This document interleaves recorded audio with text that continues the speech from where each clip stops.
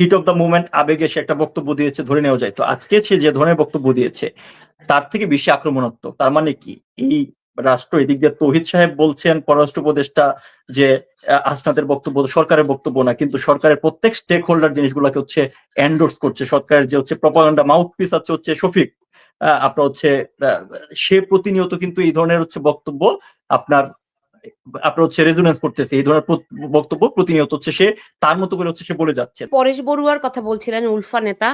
আমিও independently verify করতে পারি নাই, কিন্তু আমি এরকমটি শুনেছি পরেশ বড়ুয়ার মেয়ে বাংলাদেশে পড়াশোনা করছে এবং পরেশ বড়ুয়া বর্তমানে বাংলাদেশে রয়েছে। যদি সেটি হয়ে থাকে, এটি আমি জানি না ভারতীয় মানে ভারতের পক্ষ থেকে এই ব্যাপারে এখনো সরকারকে আনুষ্ঠানিকভাবে কিছু জানিয়েছে কিনা, কিন্তু যদি সত্যি হয়ে থাকে এটি খুবই অ্যালার্মিং। কারণ আপনি নিশ্চয়ই খেয়াল করেছেন যে হাসনাত আব্দুল্লাহ তিনি হুঁশিয়ারি দিয়েছেন যে ভারতের যারা বিচ্ছিন্নতাবাদী শক্তি রয়েছে তাদেরকে সঙ্গে নিয়ে আমরা ভারতের সেভেন সিস্টার্স ভেঙে দিব। রাইট? যোগসূত্রটা কি দেখতে পাচ্ছেন? তো এই যে এটা বললাম যে এই এখন এখানে হচ্ছে যে, এবং তার মানে হচ্ছে মানে টু সাম এক্সটেন্ট হয়তো হচ্ছে হাসনাত এগুলো জেনেই বলেছে। এই বিষয়টা হচ্ছে যদি আপনি কোরিলেশন ধরেন তাহলে হাসনাত জেনেই বলেছে। এবং সবচেয়ে মানে আশঙ্কার বিষয়টা হচ্ছে গত পরশুদিন ধরেন initially heat of the movement আবেগে সে একটা বক্তব্য দিয়েছে ধরে নেওয়া যায়। তো আজকে সে যে ধরনের বক্তব্য দিয়েছে তার থেকে বেশি আক্রমণাত্মক। তার মানে কি এই রাষ্ট্র এদিক দিয়ে তৌহিদ সাহেব বলছেন পররাষ্ট্র উপদেষ্টা যে হাসনাতের বক্তব্য সরকারের বক্তব্য না, কিন্তু সরকারের প্রত্যেক স্টেক হোল্ডার জিনিসগুলোকে হচ্ছে এন্ডোর্স করছে। সরকারের যে হচ্ছে প্রপাগান্ডা মাউথপিস আছে হচ্ছে শফিক, আপনার হচ্ছে সে প্রতিনিয়ত কিন্তু এই ধরনের হচ্ছে বক্তব্য আপনার আপনার হচ্ছে রেজোনেন্স করতেছে। এই ধরনের বক্তব্য প্রতিনিয়ত হচ্ছে সে তার মতো করে হচ্ছে সে বলে যাচ্ছে। তো এই যে নেগেটিভটা তৈরি করার ক্ষেত্রে সরকারের সর্বতভাবে মানে সরাসরি স্টেট স্পন্সর্ড হইতে এই কাজগুলো করছে। এবং দেখেন আপনি একটা এমবিসি ঘেরাও করতে গিয়েছেন, সেই জায়গা থেকে কাউকে গ্রেফতার করা হয়েছে এই ধরনের বক্তব্যের জন্য? কি কারোকে বিষয়ে কোনো ধরনের ব্যবস্থা নেওয়া হয়েছে? তাইলে আপনি তো ব্যবস্থা নিচ্ছেন না, তার মানে আপনি এগুলোকে এন্ডোর্স করছেন। তো এই এন্ডোর্সমেন্টটা যদি চলতে থাকে, সেটাই বললাম যে তার উপর হচ্ছে এখানে বিচ্ছিন্নতাবাদী একটা অংশ আমাদের এখানে হচ্ছে আপনার যে নেতা ছিল খুবই আলোচিত নেতা, শুধুমাত্র হচ্ছে আপনার মানে আলোচিত নেতা, সে যদি এখানে থাকে এবং তার যদি এখানে এই ধরনের কোনো কাজে ইন্ধন পাওয়া যায় বা এই ধরনের কাজে কোনো যোগসূত্র পাওয়া যায়, ইতিমধ্যে আমরা জানি হচ্ছে পার্বত্য এলাকায় আপনার হচ্ছে বিভিন্ন ধরনের হচ্ছে আপনার ইনসার্জেন্সি খবর কিন্তু আমরা জানি। কেএনএফ নিয়ে হচ্ছে আমাদের বক্তব্য আছে, সেখানে হচ্ছে জামাত শিবির হচ্ছে ট্রেনিং করছে, এই ধরনের বক্তব্য কিন্তু অল্প সময়ের ভিতরে এসেছে। অর্থাৎ দেশকে বিভিন্ন ফ্রন্টে সার্বিকভাবে অস্থিতিশীল করার জন্য যা যা করা দরকার তার সবকিছু কিন্তু হচ্ছে এই ডক্টর ইউনূসের নেতৃত্বাধীন অন্তর্বর্তী সরকার করছে। এবং এই কারণেই যদিও তারা একটা হচ্ছে ইলেকশন ডেডলাইন আপনার হচ্ছে মূলার মতো সামনে ঝুলিয়ে রাখছে, এটা নিয়ে শঙ্কিত আমি যে জিনিসটা কিছুক্ষণ আগে বলছিলাম যে ইলেকশন আপনি বাংলাদেশের সার্বিক প্রেক্ষাপটে কোথাওই কি আসলে ইলেকশন মুখী কোন ধরনের অ্যাক্টিভিটিস কার্যক্রম দেখতে পাচ্ছেন? নাই। ফান্ডামেন্টালি তো যে জিনিসটা সাংবিধানিক ভাবে তফসিল ঘোষণা হয়ে যাওয়ার পরে সকল কিছু হচ্ছে নির্বাচন কমিশনের আন্ডার যাওয়ার কথা, কিন্তু এখনো বদ্বীপ থেকে শুরু করে সকল ধরনের কার্যক্রম কিন্তু এই ইন্টারিমের আন্ডারেই হচ্ছে। ইন্টারিমের আন্ডারে হচ্ছে অপারেশন ডেভিল হান্ট 2 হচ্ছে, ইন্টারিমের আন্ডারে যাকে তাকে গ্রেফতার করা হচ্ছে, ইন্টারিমের আন্ডারেই এই ধরনের বক্তব্য বিবৃতি বয়ানকে এন্ডোর্স করে দেশকে হচ্ছে ধ্বংসের দিকে নিয়ে যাওয়া হচ্ছে। সো আসলেই কিন্তু হচ্ছে ইলেকশন দেওয়ার প্রতি যদি কোনো অন্যতম কোনো ধরনের হচ্ছে আপনার ইন্টেনশন তাদের থাকতো, প্রপার ইন্টেনশন থাকতো, তাইলে তাদের হচ্ছে এই ধরনের কার্যক্রম কিন্তু হচ্ছে একটা করার কথা না। জি, ইলেকশন নিয়ে আমার আরো কিছু প্রশ্ন আছে, কিন্তু তার আগে আমি একটু 17 মাস আগে ব্যাক করতে চাই। দেখুন আজকে বাংলাদেশে যা ঘটছে এটি হঠাৎ করে ঘটছে তা তো নয়। আপনি 5ই আগস্ট শেখ হাসিনা চলে যাওয়ার পরে পুরো বাংলাদেশ জুড়ে যে গ্রাফিতি আঁকা হলো, সেই গ্রাফিতিতে বাংলাদেশের যেই মানচিত্র আঁকা হলো, এই পুরো ভারতের সেভেন সিস্টার্সকে যুক্ত করে তারা যে বঙ্গের যে ছবি এঁকে আঁকলো, এটা কি কোনো বিচ্ছিন্ন বা তাৎক্ষণিক কিছু? এটি তো আগে থেকেই পরিকল্পিতভাবে তারা ওখানে মানে ওই যে আন্দোলন হয়েছে তারই ধারাবাহিকতায় তারা ওই মানচিত্রগুলো ওয়ালে ওয়ালে গ্রাফিতি আকারে এঁকেছিল তারই। এবং তারপর থেকে কিন্তু তারা যেভাবে করে ভারত বিরোধী বক্তব্য দিয়ে আসছিল, ভারতের সঙ্গে আমি সবসময় যেটা বলি যে পায়ে পা বাঁধিয়ে ঝগড়া করা। কিন্তু ভারত একটা ম্যাচিউরড দেশ বলে, পরিপক্ক দেশ বলেই তারা এখনো পর্যন্ত চুপচাপ আছে। তারা কোনো প্রতিক্রিয়া এখন পর্যন্ত কোনো ক্ষেত্রেই প্রতিক্রিয়া দেখায়নি। তো এই যে একটা পরিকল্পিত দীর্ঘ মেয়াদেই 17 মাস ধরে চলছে, এটি কতদিন চলবে? এদিকে ইলেকশনের তফসিল ঘোষণা করা হয়েছে। আপনি যদিও বলেছেন যে একটা তফসিল ঘোষণার সঙ্গে সঙ্গে সবকিছু আপনার চলে যায় নির্বাচন কমিশনের অধীনে। তারা আইন শৃঙ্খলা রক্ষাকারী বাহিনীর সঙ্গে বৈঠক করে, অস্ত্র উদ্ধারের অভিযান চালায়। কোনো কিছু এখন পর্যন্ত এগুলো নাই। ফলে নির্বাচনের যেই মূলা সামনে ঝুলিয়ে রাখা হয়েছে, আর আছে মাত্র 2-2.5 মাস। ফলে তাদেরকে কি এই যে তারা 17 মাস ধরে যেই প্ল্যান নিয়ে অগ্রসর হচ্ছে, ভারতের সঙ্গে পায়ে পা বিধিয়ে তারা যেই যুদ্ধ লাগানোর, গৃহযুদ্ধের হুমকি বিভিন্ন সময় তারা দিয়েছে, যে এগুলোর কি এখন আমরা চূড়ান্ত পর্বের দিকে? আপা যেমনটা আপনি বলছিলেন যে এই শুরুটা কিন্তু 5 আগস্ট থেকে হয়েছে। গ্রাফিতিরকে তারাও ব্যাখ্যা দিয়েছে, মানে এই ইন্টারিমের তরফ থেকে ব্যাখ্যা দেওয়া হচ্ছে গ্রাফিতির মতো। কিন্তু ওই ব্যাখ্যাটা যে হচ্ছে ভুল, মানে তারা তাদের আপনার হচ্ছে যেখানে এরা তো হচ্ছে মনে প্রাণে সর্বতভাবে হিপোক্রেসি কাজ করে। আপনি একটা জিনিস খেয়াল করে দেখেন, আপনার নিশ্চয়ই মনে আছে যে ডক্টর ইউনূস যেখানেই যায় এই গ্রাফিতির বইটাকে সে হচ্ছে গিফট হিসাবে দেয়। যখন নরেন্দ্র মোদীর সাথে দেখা করতে গেছে তখন কিন্তু এই বইটা হচ্ছে গিফট দেয় নাই, দিয়েছে কোন জায়গায়, কোন এক সময় হচ্ছে নরেন্দ্র মোদীর সাথে ইউনূসের দেখা হয়েছিল, সেই একটা ছবি হচ্ছে গিফট দিয়েছে। মানে আপনারা তাদের ভন্ডামির লেভেলটা চিন্তা করেন।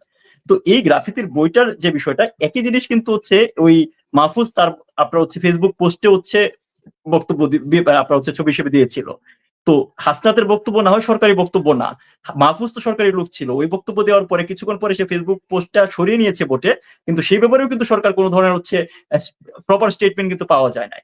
তো যেটা আমি শুরু থেকে বলেছিলাম, আমি অনেক প্রোগ্রামে বলেছি যে একদমই গ্রেজুয়ালি জিনিসটা হচ্ছে এই জায়গায় তারা নিয়ে গেছে। শুরুটা হয়েছে ডক্টর ইউনূসের হাত ধরে, এবং এই যে ইন্ডিয়ান নেগেটিভের যতগুলো স্টেক হোল্ডার আছে, সেখানে আপনার এক্সট্রিমিস্ট ফোরাম বলেন, জামাত তো ঐতিহাসিক ভাবেই আপনার হচ্ছে ভারত বিরোধী, তার কারণ হচ্ছে তারা ভারতকে দাবি করে যে ভারতের কারণে হচ্ছে তারা, এবং তাদের দেখেন বক্তব্য বিবৃতিতে পরিষ্কার ভাবে আসছে যে ভারতের কারণে হচ্ছে তারা ওই পাকিস্তান দ্বিখণ্ডিত হয়েছে। সো পাকিস্তান ভাঙার পিছনে ভারতকে তারা দৃশ্যমান ভাবে দাবি করে। আগে একটু আড়ালে আবডালে লুকায় করতো, এখন তো প্রকাশ্যেই বক্তব্য বিবৃতি দিচ্ছে।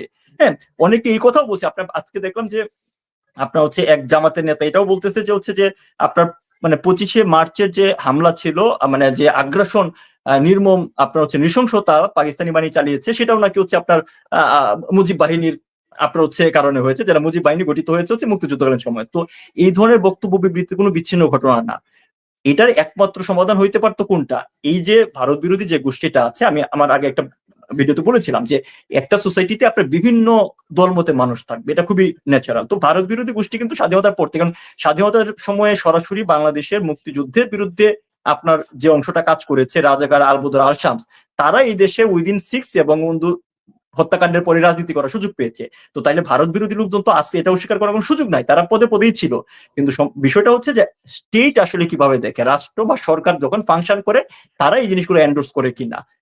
এই প্রথমবারের মতো তারা সরকার সরাসরি ভাবে হচ্ছে এন্ডোর্স করতো। 2001 থেকে 2006 সাল পর্যন্ত বিএনপি জামাতের জোট সরকারের আমলেও এরকম এন্টি ইন্ডিয়ান নেগেটিভ বাংলাদেশ হচ্ছে আমরা দেখতে পেয়েছি, আমরা 10টা অস্ত্র দেখতে পেয়েছি। কিন্তু তখনও এই রাষ্ট্রীয়ভাবে মানে সর্বতভাবে ডিরেক্টলি ভারত বিরোধী সেন্টিমেন্ট নাই, রাদার দেন এই আপনার মাহমুদুর রহমান তারা হচ্ছে আপনার ভারতীয় ব্যবসায়ীদেরকে 20-25 বছরের মানে আপনার মুস্তাকা দিয়ে গ্যাস টেস্ট দিয়ে তারা একটা সম্পর্ক রাখার চেষ্টা করেছে। হিস্ট্রিতে মুক্তিযুদ্ধ পরবর্তী সময়ে এই প্রথমবারের মতো সরাসরি স্টেট স্পন্সরে রাষ্ট্রের সর্বোচ্চ জায়গা থেকে শুরু করে নীতি নির্ধারণের পর্যায় থেকে শুরু করে সর্বনিম্ন পর্যায় পর্যন্ত প্রত্যেক জায়গাতে আসলে হচ্ছে ভারত বিরোধিতা নেগেটিভটা করা হয়েছে। এখন এই কোশ্চেনটা কিন্তু অনেকের মতো আমার মনেও যে এই সরকার অ্যাপারেন্টলি ধরে রাখতে পারেন যে হচ্ছে ভারত বিরোধিতাকে রাজনৈতিক পুঁজি করে তারা হচ্ছে তাদের সময়টা পার করতে চেয়েছে। সেই হিসেবে তো তাদের সময় পার হয়েই গেছে। হ্যাঁ, তাদের ইলেকশন ডেট ঘোষণা করে দিয়েছে, যেন তেন একটা ইলেকশন দিয়ে তো তারা সেফটি এক্সিট নিয়ে চলে যাবে। এখনো কেন ভারত বিরোধিতার বয়ানটা আছে, এখানেই আমার বড় কোশ্চেনটা, এবং এখানেই আমার মূল সন্দেহটা যে এখনো তারা আসলে এই ভারত বিরোধী নেগেটিভটা পুঁজি করে এটাকে কোনোভাবে সেল করে এই নির্বাচনটা না হওয়ার দিকে হচ্ছে যে ইন্টেনশন, আমি এখন পর্যন্ত আসলে সেটাই দেখতে পাচ্ছি। যদিও অনেকে ভাবতেছে যে ইলেকশন হয়ে যাবে, কিন্তু সেই ক্ষেত্রে যেটা বললাম আমি কিছুক্ষণ আগে, ইলেকশন হওয়ার মতো যে পরিস্থিতি যা হওয়ার 16-17 মাস ধরে হয়েছে, আর 2 মাস বা 59 দিন বা এর মাঝে তো 3 দিন চলে গেছে, আর আপনার হচ্ছে লেস দেন 2 মান্থস আছে, এই সময়ের ভিতরে হচ্ছে মোটামুটি আইন শৃঙ্খলা পরিস্থিতি ঠিক রেখে ইলেকশন করা, এই যদি ইউনূসের হচ্ছে লক্ষ্য উদ্দেশ্য হইতো, বা তার যে নিয়োগকর্তা যারা আছে, তার যে স্টেক হোল্ডার সেটা হইতো, তাইলে কিন্তু তাদের এই ধরনের বক্তব্য বেরিয়ে, আপনি দেখেন ইন্টেন্সিটি কিন্তু গ্রাজুয়ালি বাড়ছে। আপনি আজকে আপনি ইট খুলে নিয়ে আসে ঘোষণা দিচ্ছেন, অবাক হবো না যে 2 দিন পরে যদি আসলে ভারতীয় কোনো হাইকমিশনে অ্যাটাক হয়ে যায়, কারণ বাংলাদেশে তো সিকিউরিটি বলতে কিছু নাই, দৃশ্যমত ওইভাবে যখন যা মন চাই দেশের লোকজন তা করছে। সো আসলেই যদি এরকম একটা একটা অ্যাটাক হয়, সেই ক্ষেত্রে তো কিন্তু আপনার যুদ্ধ অনিবার্য আপনার এই এমবিসি। তাহলে কোনো একটা পর্যায়ে যে এইটা হবে না, এবং সেই ক্ষেত্রে ভারত বাধ্য হবে না হচ্ছে বাংলাদেশে আসলে এই রিটালিয়েট করার, যেটা যে পর্যায়ে হোক না কেন। এবং রিটালিয়েট করলেই যে জিনিসটা হয়, এই জেলেনস্কি সে খুব আপনার হচ্ছে ডেমোক্রেটিক কথাবার্তা বলে, সে কিন্তু একটা পলিটিক্যাল আপনার হচ্ছে স্যাটায়ার শুরু করতো, কমেডিয়ান ছিল তো। তো সেখানে কিন্তু সে হচ্ছে আপনার এই ডেমোক্রেসি আলাপ করতো। সে এই ইলেকশনের আপনার হচ্ছে নির্বাচনের আপনার হচ্ছে যুদ্ধের দোহাই দিয়া ইলেকশন বাতিল করছে, সকল রাজনৈতিক দলের রাজনীতি নিষিদ্ধ করেছে। হ্যাঁ, সে মানে আপনার নিজে সর্বসেবা হইয়া আপনার হচ্ছে ইউক্রেনটাকে এককভাবে ধ্বংসের দিকে নিয়ে গেছে। এবং এর মাঝেও যে $200 বিলিয়ন হচ্ছে তারা লোন এনে এসেছে, তার একটা বড় অংশ তাদের দুর্নীতি করছে, তাদের সেনা যারা সেনা প্রধান ছিল বা সেনাবাহিনীতে ছিল যারা শীর্ষ পর্যায়ে তারা। আমি আশঙ্কা করছি যে বাংলাদেশও আসলে আমরা ওইরকম একটা পরিণতি, আপনি যেটা আজকে শিরোনাম দিয়েছেন তেমনটাই হওয়ার। কারণ আপনি দেখেন বাংলাদেশে কোনো ধরনের উন্নয়ন কার্যক্রম চলে নাই, কিছু রকম কোনো ধরনের উন্নয়ন কার্যক্রম বাংলাদেশে সেই অর্থে এডিবি বাস্তবায়ন নাই বললেই চলে, বরং কোনো মেগা প্রজেক্ট বাদ দেন, আপনার নর্মাল কার্যক্রমও নাই।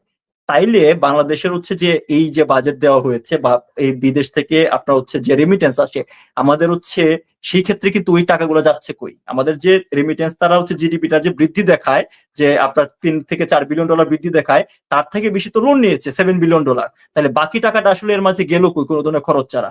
অর্থাৎ এই ইউনূস সরকার কিন্তু, আমি যেটা মনে করি, আমি যেটা আশঙ্কা করছি, যে এই ইলেকশনের আপনার দোহাইটা সামনে রেখে, ইলেকশন ডেটটা যদিও তার সামনে দিয়েছে, কিন্তু পুনরায় এই ভারত বিরোধিতার আলাপটা নতুন করে প্রবল ভাবে সামনে আনার একটা মূল কারণ হচ্ছে যে কোনো মূল্যে আসলে সেই ইলেকশনটা কি পিছিয়ে দেওয়া এবং অনির্দিষ্টকালের জন্য ক্ষমতা দেওয়া। আপনার মনে আসছে নিশ্চয়ই কিছুদিন আগে কিন্তু যে সাখাওয়াত হোসেন, যিনি সাবেক নির্বাচন কমিশনার ছিলেন, স্বরাষ্ট্র উপদেষ্টা ছিলেন, এখন নৌ উপদেষ্টা হয়েছেন, সে বলেছে যে এই সরকার যে 2 বছরের মাঝে নির্বাচন দিবে তার তো কোনো ঘোষণা ছিল না, তার এই কন্ডিশন তো ছিল না। তার মানে তাদের তরফেও কিন্তু এরকম হালকা পাতলা বয়ান আছে। তো এই যে প্রেক্ষাপটটা এখন তৈরি করা হচ্ছে, এই পুরো প্রেক্ষাপটটা আসলে দেশকে বিরাট রাজনীতিকরণ করে এই দীর্ঘমেয়াদে এই ইউনুসগণ ক্ষমতায় থেকে, এখন ধরেন ইউক্রেনের না হয় জ্বালানি সম্পদ ছিল, 1/3 জ্বালানি সম্পত্তি আপনি কোনো না কোনো ভাবে ধরেন আমেরিকার একটা সিকিউরিটি বা কিছু একটা আপনি সাবস্ক্রাইব করতে পারেন। বাংলাদেশে তো কিছুই না, সবে তো নির্মূল হিসাবে আমাদের বন্দরগুলো আছে, আমাদের সমুদ্র সীমাটা আছে। তো সেটাও যদি আসলে বিদেশিদের হাতে তুলে দেয়, বাংলাদেশের মানুষের বোঝা উচিত যে এই দেশে তারা থাকতে হবে। ইউক্রেনের লোকজন 7 মিলিয়ন লোক, মানে প্রায় 70 লাখ লোক, তারা দেশ ছেড়ে চলে যাইতে পারছে। কারণ কি? পুরো European border connected land border দিয়ে কানেক্টেড যেতে পারছে। বাংলাদেশের মানুষের কিন্তু কোথাও যাওয়ার উপায় নাই। এটা আমি ইয়ার কারণে বলতেছি না, যে আপনার দেখেন কোন দেশ তো আমাদের ভিসাই দিচ্ছে না এখন, কোন দেশ আপনার আসলে। সো আলটিমেটলি যে আমাদের দেশের যে এই 18 কোটি মানুষ, এখানে যে সাফারিংসটা হবে যদি না কোনোভাবে একটা যুদ্ধ পরিস্থিতি তৈরি হয়, সেক্ষেত্রে যারা এই ক্ষমতার মসনদে বসে আছে তারা কিন্তু বহাল তবিয়তি থাকবে। তাদের কোনো কিছু হইলে সিঙ্গাপুরে ট্রিটমেন্ট নিতে যাবে, তাদের কোনো কিছু হইলে আমেরিকাতে এক্সিট পাবে, কিন্তু এই দেশের মানুষের সর্বস্বভাবে ধ্বংস করে দিয়ে যাবে আর কি।